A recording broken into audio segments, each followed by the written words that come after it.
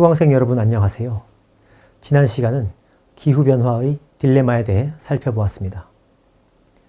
이번 시간은 재화의 4종류에 대해 살펴보겠습니다. 지난 시간에 공유지 비극을 살펴보고 공유지 비극과 비슷한 시기에 발견되어 서로 다른 이름으로 불린 죄수의 딜레마와 집합 행동의 딜레마도 결국 같은 현상을 보여준다는 것도 살펴보았습니다. 그리고 공유지 비극이야말로 기후변화의 원인이라는 것도 살펴보았습니다.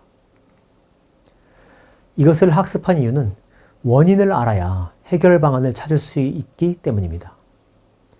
이번 시간은 공유지 비극이 발생하는 조건 중의 하나로서 재화의 종류에 대해 알아볼 것입니다. 지난 시간에 공공재라는 개념을 살펴보았지만 그 이야기를 한 번 더 해보려고 합니다. 공공재라는 개념은 노벨 경제학상 수상자인 폴 세뮤얼슨이 1954년에 쓴 논문에서 처음 나옵니다. 물론 이와 비슷한 존재에 대해서는 그 전의 경제학자들도 어렴풋이 생각하고 있었겠지만 현대에 들어 명확해진 것은 세뮤얼슨 덕분입니다. 세뮤얼슨은 그의 논문에서 집합적으로 소비되는 재화라는 표현을 썼습니다. 시장에서 거래되는 사적 재화와는 달리 한 사람이 그 재화를 소비해도 다른 사람이 소비할 양이 줄어들지 않는 재화를 공공재라고 합니다. 예를 들어 봅시다. 한국의 구전설화에 봉이 김선달이 대동강물을 팔았다는 이야기가 있습니다. 2016년에는 같은 제목의 영화로도 만들어졌는데 내용은 간단합니다. 봉이 김선달이라는 사기꾼이 주민들 수십 명을 고용한 다음 대동강물을 자신으로부터 사는 것처럼 연기를 하라고 시킵니다. 그래서 그 장면을 본 사람은 김선달이 대동강물을 소유한 것으로 착각하고는 큰 돈을 봉이 김선달에게 주고 대동강물을 구매했다는 이야기입니다. 김선달로부터 사기를 당해서 대동강물을 구매한 사람은 그 후 어떻게 되었을까요? 그가 대동강물을 사람들에게 판매하려고 해도 불가능했을 겁니다. 물론 법적으로 개인이 강물을 소유할 수 없기 때문에 판매할 수 없는 것도 사실입니다. 하지만 그보다는 물리적으로 강물을 판매하는 것이 불가능합니다. 예를 들어 강의 어느 한 지점에서 한 사람이 지키고 서서 강물을 떠가려는 사람들에게 돈을 받으려고 한다면 사람들은 강의 다른 지점으로 가서 물을 떠먹어 버리면 됩니다. 그렇게 수많은 곳에서 강물을 떠먹으려는 사람들을 그 구매자가 통제하는 것은 물리적으로 불가능하기 때문에 그는 강물을 판매할 수가 없습니다. 이렇게 다른 사람들이 어떤 재화를 소비하는 것을 막기 힘들다는 성격을 소비로부터의 배제 불가능성이라고 합니다. 배제 불가능성이 바로 공공재의 중요한 특징입니다. 사람들은 공공재라고 하면 공적으로 사용되어야 하는 재화라고 오해하는 경우가 있습니다. 하지만 어떤 재화가 공공재인지 여부는 그런 당위성이나 법적인 성격에 의해 결정되는 것이 아니라 그 재화의 물리적인 성격에 의해 결정됩니다. 여러 공공재는 배제 불가능성을 가집니다. 예를 들어 공기를 마시지 말라고 금지하는 것은 불가능합니다.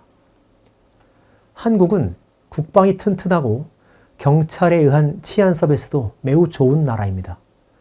그런데 한국에 사는 사람들이 국방 서비스, 치안 서비스를 누리지 못하도록 금지하는 것은 매우 힘든 일입니다.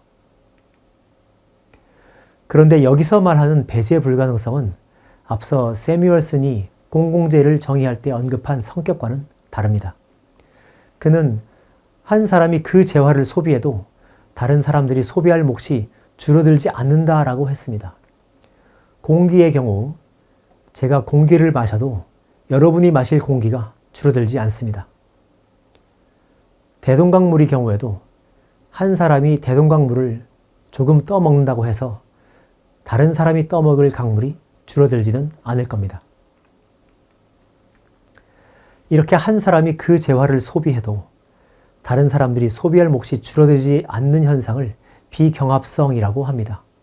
비경쟁성하고도 비슷한 말입니다. 이제 앞서 언급한 배제성과 경합성을 어떤 재화가 가지고 있는지의 기준을 가지고 재화를 4종류로 구분하겠습니다. 첫째는 사적 재화입니다. 여기 사과가 있습니다. 이 사과를 제가 먹어버리면 여러분은 먹을 수 없습니다. 이런 것을 경쟁이 있다고 합니다. 또한 저는 사과를 주머니에 넣음으로써 여러분이 이 사과에 손을 못 대도록 만들 수 있습니다. 이것을 배제 가능성이라고 합니다. 이렇게 경쟁이 있고 배제가 가능한 재화를 사적 재화라고 합니다. 사적 재화야말로 시장에서 거래되는 재화들이고 보이지 않는 손, 자유시장의 원리가 적용되는 재화입니다. 두 번째 살펴볼 재화는 클럽 재화라고 불립니다. 특정의 자격을 갖춘 소수의 사람들, 즉 클럽 회원들만 이용할 수 있다는 뜻입니다. 배제가 가능하지만 클럽 멤버들 사이에서는 경쟁이 없습니다. 회원제로 운영되는 골프장이 대표적입니다. 골프장 회원권을 가진 회원들만 이용할 수 있으며 골프장은 회원들이 이용하기에 충분히 넓기 때문에 회원들 사이에는 경쟁이 없습니다. 즉, 저와 여러분 10명이 어떤 골프장의 회원이라고 하면 제가 골프를 친다고 해서 여러분이 골프를 칠 기회가 줄어들지는 않습니다. 같이 치면 되기 때문입니다. 그래서 배제는 가능하고 경쟁은 없는 재화를 클럽 재화라고 합니다. 고급 아파트의 주차장이라든지 골프장, 콘도미니엄 등이 클럽 재화입니다. 자원의 공공성을 주장하면서 모든 자원을 모든 사람에게 공개해야 한다고 주장하는 일부 사람들이 보기에 클럽 재화는 소수의 사람만 이용하니 부정적으로 보일 수 있습니다. 하지만 공유지 비극의 해결 방안이 어떤 면에선 바로 클럽 재화입니다. 클럽 재화는 지속 가능한 이용이 가능하기 때문입니다. 나중에 이에 대해 더 이야기하겠습니다. 세 번째가 바로 공유 자원이라고 불리는 것이고 여기에서 공유지 비극이 발생합니다. 작은 목장이 있는데 누구나 이용할 수 있다고 가정해 봅시다. 누군가 풀을 많이 베어가 버리면 다른 사람이 이용할 풀이 줄어듭니다. 그래서 경쟁이 있습니다. 그리고 누구나 이용할 수 있다고 했기 때문에 누군가에게 이용하지 말라고 배제할 수 없습니다. 이런 경우 사람들은 어떻게 할까요? 개인들이 모두 자기의 이익을 극대화한다면 모든 사람들이 서로 풀을 많이 베어가려고 하니 풀들이 싹이 자라기도 전에 모두 베어져 목장은 황폐화됩니다. 바로 공유지 비극입니다. 네 번째는 공공재라고 불리는 것입니다. 공기나 바다를 생각해 보십시오.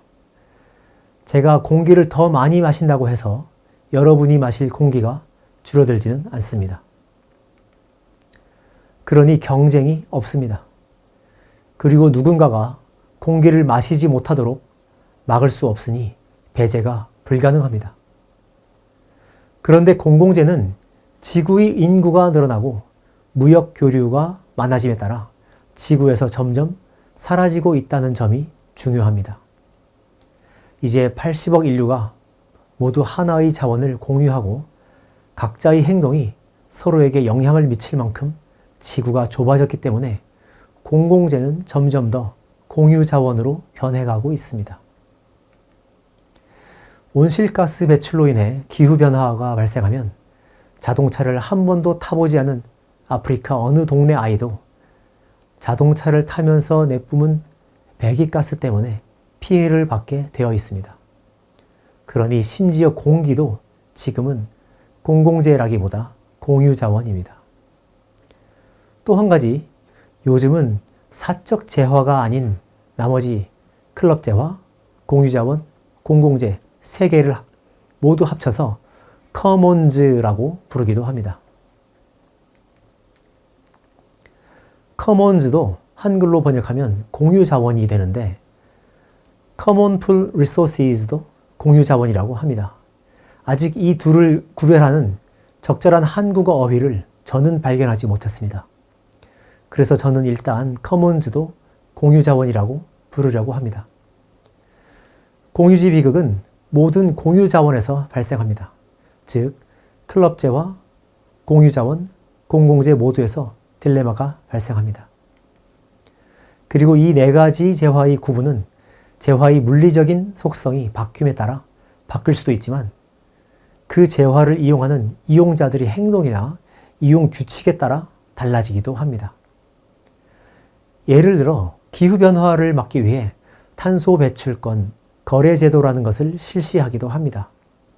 한마디로 설명하자면 탄소를 배출할 수 있는 권리를 사고 파는 것입니다. 이 제도는 공공재인 탄소 배출권을 사적 재화로 바꾸기 위한 시도입니다. 사적 재화에선 공유지 비극이 발생하지 않기 때문입니다.